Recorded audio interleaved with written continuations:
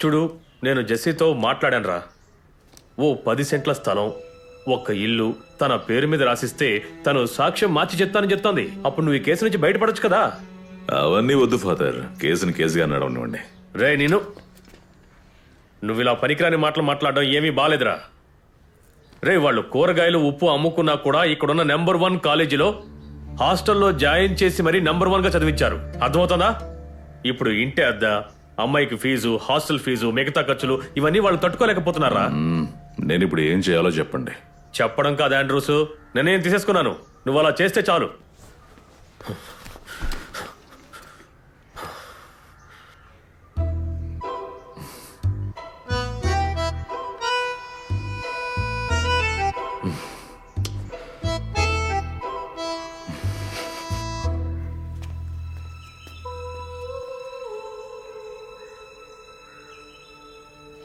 ఆంటనీ, కోర్టులో సాక్ష్యం చెప్పాక ఈ పేరు మార్పిడంత పెట్టుకోవచ్చు కదా.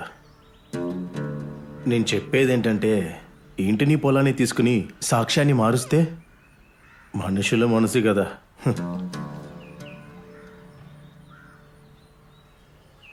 మరేం పర్లేదు, వాళ్ళు ఏం చేస్తారో చేయనివ్వండి. ఇచ్చేద్దాం. సరే.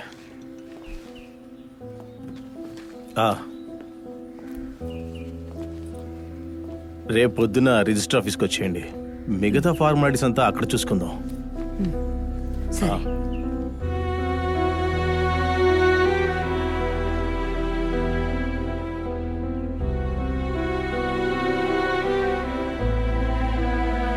జెస్సీ,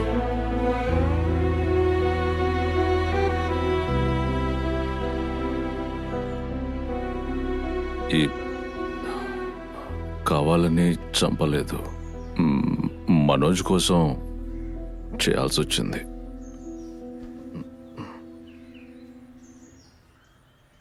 మంచిది.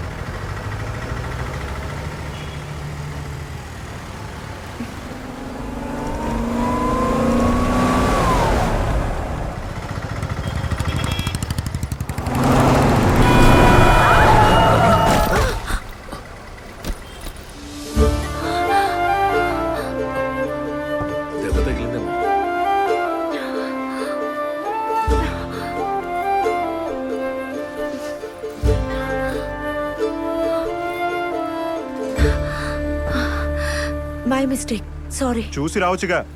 ఏ వదిలే, సారీ చెప్పిందిగా.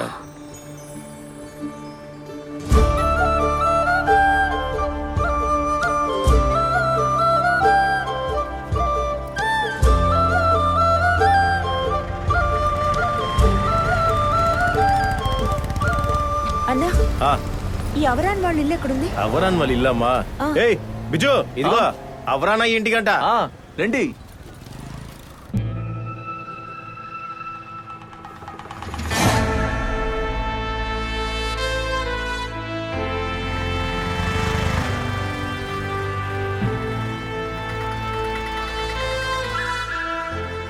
రే వర్గే,